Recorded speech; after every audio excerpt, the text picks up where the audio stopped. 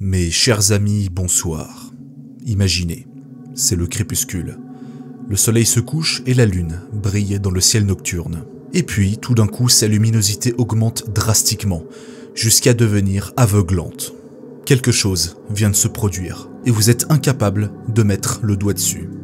Et puis, en regardant de plus près, vous vous apercevez d'un truc. La lune semble avoir subi une catastrophe, avec des débris qui s'éjectent dans l'espace et changent intégralement sa forme. Eh bien, c'est ce qui s'est passé il y a plusieurs milliards d'années. Et non seulement on s'en est rendu compte que très tardivement, mais en plus, une superpuissance vient d'envoyer une sonde spatiale pour percer son mystère et en savoir un petit peu plus sur les vestiges de cet événement. Après avoir abordé l'un des pires impacts que la Terre n'ait jamais connu, il est temps de parler de la pire catastrophe qu'a subie la Lune.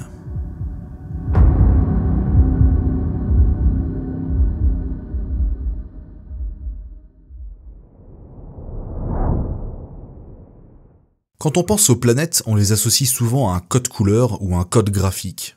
La Terre, c'est la planète bleue, ou en tout cas une planète avec une surface très hétérogène. Mars, c'est le sable rougeâtre. Saturne, c'est les anneaux, etc. Et bah la Lune, c'est la poussière qui lui donne cette couleur grise. Et surtout, ses cratères. Parce qu'il y en a absolument partout. Que ce soit dans les mers lunaires, qui sont des vestiges d'anciennes coulées volcaniques qui ont refroidi depuis des milliards d'années, ou dans les plaines environnantes, la surface de la Lune est jonchée de cratères. Encore plus sur sa face cachée, qu'on ne voit jamais depuis la Terre. Précisément parce qu'elle fait toujours face au système solaire par rapport à nous, et est donc plus vulnérable à des impacts d'astéroïdes.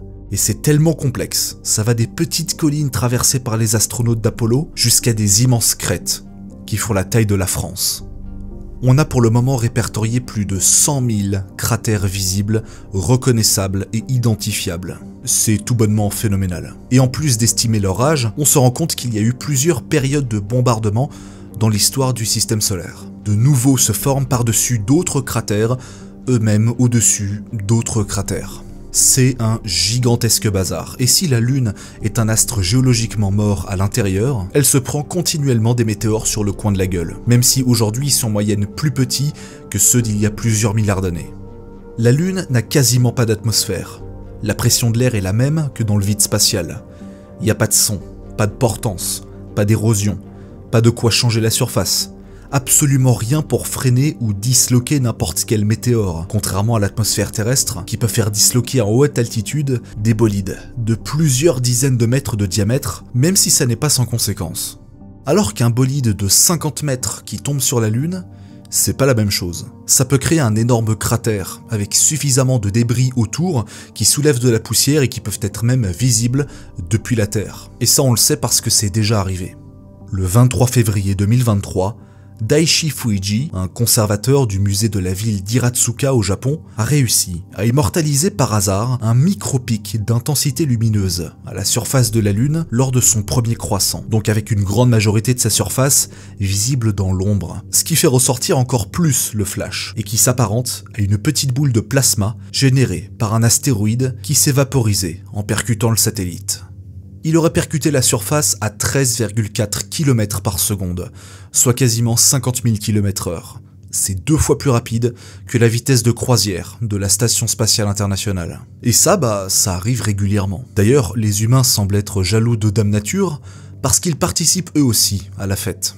En 2022, le premier étage d'un lanceur d'une fusée Falcon 9 de chez SpaceX a été retrouvé dans l'espace après avoir perdu sa trace quelques jours après son lancement en 2015. En gros, le premier étage s'est désassemblé de la charge qu'il transportait et s'est mis en orbite très elliptique. Et quand on a retrouvé sa trace le 1er janvier 2022, on s'est rendu compte qu'il adoptait une trajectoire de collision avec la Lune pour la prochaine fois qu'il va traverser son orbite.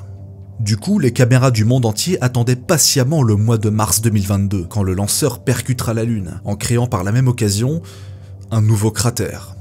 Sauf que, retournement de situation, c'est pas le lanceur de SpaceX qui a été identifié, mais un lanceur d'une fusée chinoise qui a été lancé dans l'espace en 2014. C'est important parce que SpaceX s'est quand même fait taper sur les doigts sur ça, alors qu'il n'y pouvait pas grand chose.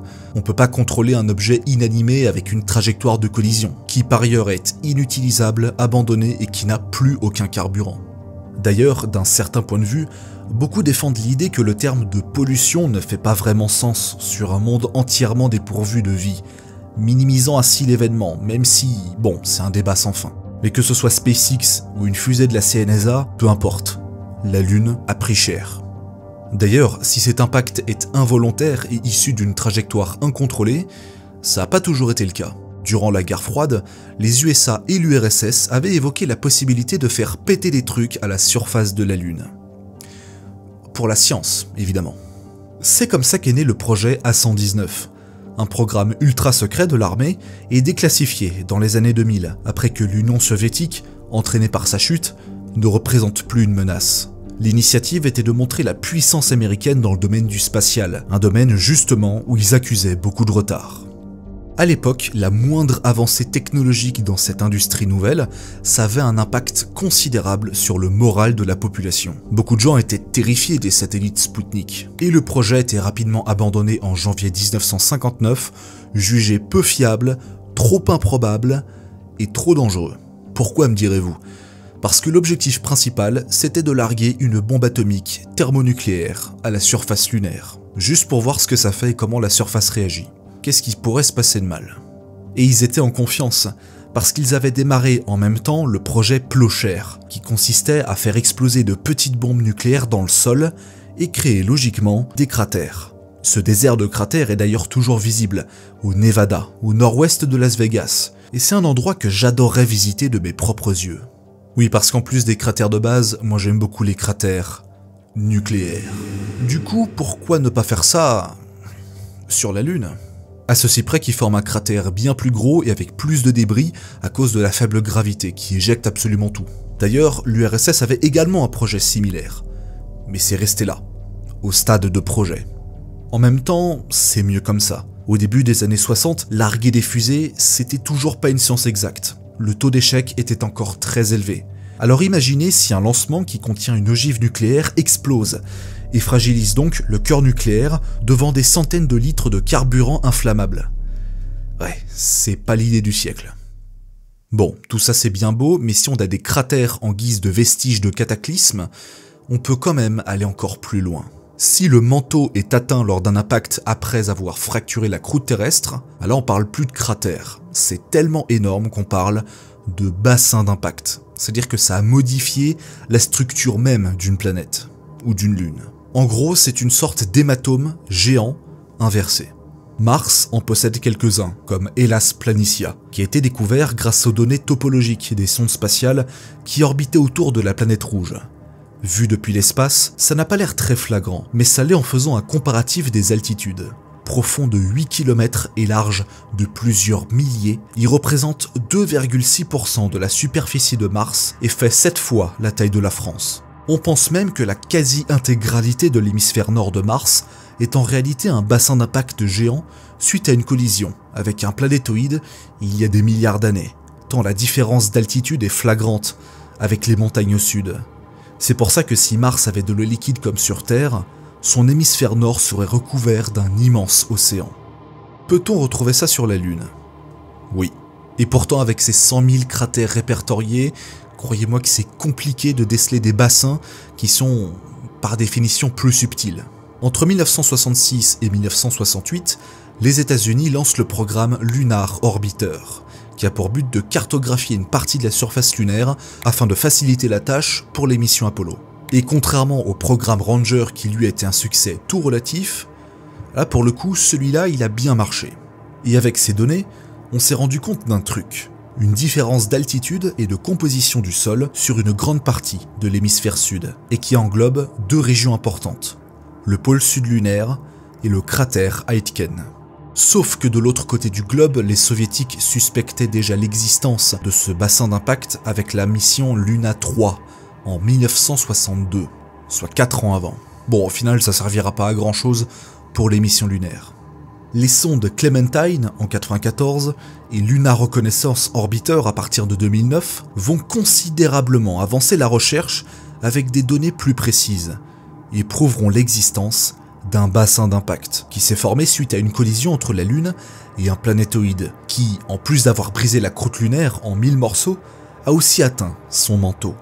Et comme le bassin est caché par de multiples cratères, qui se sont formés bien après, ça veut dire que le cataclysme s'est produit très tôt dans l'histoire du système solaire.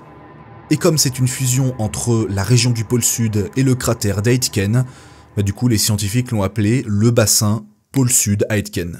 Les neurones ont dû chauffer à l'étage marketing. Avec ses 2500 km de diamètre et ses 8 km de profondeur, il est tout bonnement gigantesque. À titre de comparaison, il est plus large encore que les États-Unis continentaux, c'est-à-dire juste le territoire américain, mais sans Hawaï et l'Alaska. Le fond est recouvert de matière provenant des couches profondes de la Lune. Donc l'impact a sans doute fractionné la croûte terrestre entièrement et exposé le manteau à l'air libre. Enfin, l'air libre, il n'y a pas d'air, il n'y a pas d'atmosphère, t'as compris. La topographie montre une altitude moyenne plus basse de 12 km par rapport au reste de la surface. C'est énorme. C'est vraiment un gros trou, littéralement, qui fait 1,5 fois la taille de l'Everest. Et le cataclysme qu'il a formé est probablement l'un des pires qu'a jamais connu la Lune. Et ce, il y a 4,3 milliards d'années. Donc, à l'époque où la Lune était très jeune et où elle venait de se former avec les débris issus de la collision entre la Terre et Theia. Ah ouais, à l'époque, le système solaire, c'était une partie de billard géant, faisait vraiment pas bon vivre. L'astéroïde qui l'a percuté mesurerait entre 100 et 200 km de diamètre, avec une vitesse de 72 000 km/h. Là, c'est 3 fois la vitesse de l'ISS. L'énergie libérée par la boule de plasma est comparable à plusieurs millions de bombes thermonucléaires. Et là, on se dit, à quoi bon bombarder la Lune, comme le voulait le programme A119, alors qu'elle a connu pire? La croûte lunaire est beaucoup plus épaisse que celle de la Terre. Là où chez nous, ça se forme à environ 20 km de profondeur, une profondeur d'ailleurs qu'on n'a jamais atteint, sur la Lune, vu que c'est un astre beaucoup plus froid, sa croûte est beaucoup plus profonde, jusqu'à 50 km. Donc pour atteindre le manteau, faut vraiment le faire. Percer la croûte et atteindre le manteau, c'est le signe d'un cataclysme extrêmement violent, même s'il est facilité par la faible densité et la faible gravité de la Lune. C'est de la triche. D'ailleurs, les failles, les volcans et les plis tectoniques qui se situent aux alentours du bassin, c'est les vestiges de cette collision. Dans mes vidéos, j'explique souvent que les corps célestes ne sont jamais rigides. Ils tiennent par leur propre gravité. Ils sont assujettis à l'étirement, comme une pâte à modeler, si jamais deux d'entre eux sont proches de les percuter. Et évidemment, à ce moment-là, c'est la fin du monde. C'est comme le phénomène de spaghettification, quand on s'approche trop près de l'horizon des événements d'un trou noir, mais en moins extrême. Quelques jours après l'impact, la Lune ressemblait à ça. L'onde de choc avait traversé toute la surface, lui donnant ainsi cette forme ultra bizarre et quasiment coupée en deux dans la zone d'impact. La gravité mettra des milliers d'années pour lui redonner une forme plus ou moins sphérique. Et c'est pour ça que la communauté scientifique s'intéresse de près à ce bassin. Et ce pour plusieurs raisons. Déjà, ça permet de mieux comprendre la formation de la Lune, parce que l'impact a laissé des fragments de manteau lunaire sur la surface. D'ailleurs, certaines zones du bassin sont susceptibles d'abriter de la glace d'eau, dans certaines zones de cratères où l'ombre est permanente et où la lumière du soleil ne vient jamais. Et comme pour la course à l'espace à l'époque, c'est devenu à nouveau un duel entre nations, mais cette fois-ci entre les États-Unis et la Chine.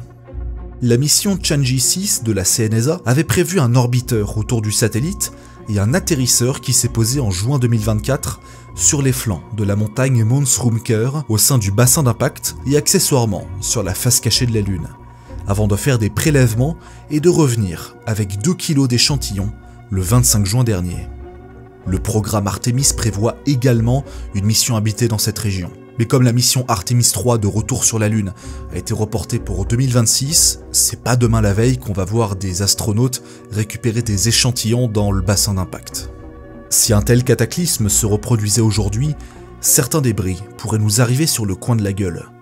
Mais difficile de dire si ce sont juste des cailloux qui se disloquent facilement dans l'atmosphère, ou si ce sont d'énormes bolides de la taille d'une ville qui nous feront subir le même sort que les dinosaures. Cela dit, on aura droit à un spectacle à la fois magnifique et aussi terrifiant.